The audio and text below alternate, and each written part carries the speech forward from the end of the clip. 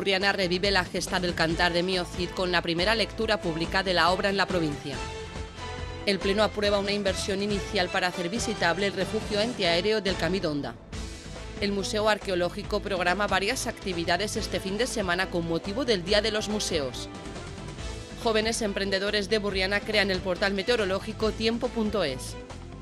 Burriana ofrece una nueva experiencia turística con la app gratuita Amazing City. Más de 70 personas participan en la jornada de motivación 5 horas para el éxito. Las segundas jornadas del Langostino de Burriana se celebrarán del 15 al 28 de junio. Calpe recibe a Pere Vicalet como nuevo director de la banda de música de la ciudad. El cine regresa este fin de semana al Payá con Vengadores, la Era de Ultron y la familia Bélier. El ayuntamiento respalda las actividades del Club Deportivo Amics del Clot.